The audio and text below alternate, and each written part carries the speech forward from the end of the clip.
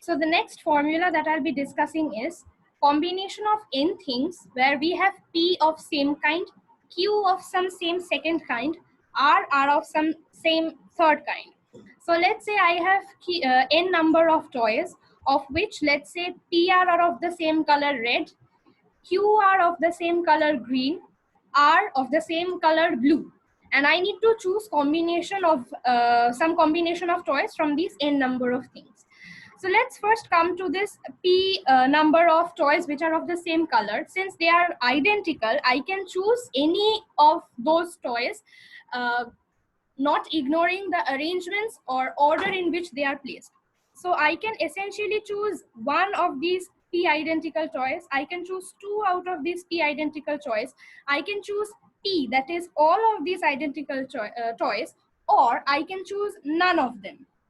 So I essentially have 1, 2, p, p plus 1. So I have p plus 1 options to choose from when I consider these p identical toys. Similarly, when I consider q identical toys of a second kind, I can choose one of these q toys, I can choose two of these q toys, I can choose q of these q toys, that is all of the q toys, and I can choose none of them. So I have essentially q plus 1 options when I pertain to the choice from these q identical toys. Similarly, for these r identical toys of a third kind, I can choose I can choose these toys in r plus 1 ways. Now, if you consider this expression, you see I have included the choice of choosing none of the p identical toys. I have included the choice of choosing none of the q identical toys again. And similarly, when I have used this expression r plus 1, I have included the choice of choosing none of the r identical toys. That's kind of difficult to say, choice and toys. Well, so essentially when I use this expression, I have also included the choice where I have not included any of the toys. So that's like I have chosen nothing at all. So that's kind of nonsense again.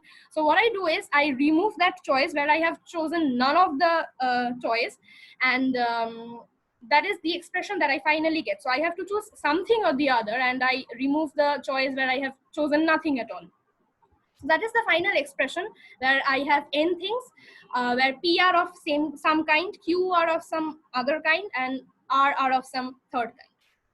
The next formula that I have is a combination of the previous two that I have discussed. So this is essentially n things where p are of some kind, q are of some second kind, r of some third kind, and there are m items of some other kind which are not identical.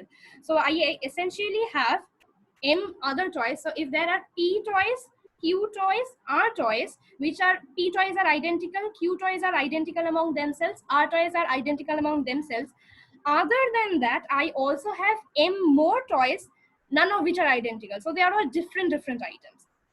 Now, if you go back to my previous video, you will see that when I have m toys or m balls or m items which are all different in nature, I can either choose them or not choose them. Going by that procedure, I essentially have 2 to the power m options to choose from.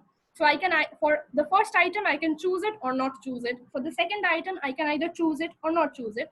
Similarly, for the mth item, I can either choose it or not choose it. So considering the m not identical or m dissimilar items, I have 2 to the power m options. Again, if I come back from this expression that I have discussed before, for the p identical toys, I have p plus 1 options to choose from. For the q identical toys, I have q plus 1 options to choose from. And for r identical toys, I have r plus 1 options to choose from. Nonetheless, if you are careful enough to notice, in this expression itself, again, I have included the choice where I choose none of the toys at all. So in this 2m expression, I have 2 cross 2 cross 2 up to n. So those 2, that 2 stands for the option of either choosing it or not choosing it. So I have included the possibility where I choose none of these m dissimilar things. And similarly, as I have discussed before, in this part also, there's the option of choosing none of the items, which again does not make any sense. So I have to remove that absurd possibility and I subtract 1 again. So that is the final expression. So let me just mark the final expressions. So this is the first expression that I discussed, and when I have M dissimilar things, P things of some kind, Q things are of some second same kind, and R are of some same third kind, I have this expression which says 2 to the power M into P plus 1 into Q plus 1 into R plus 1 minus 1.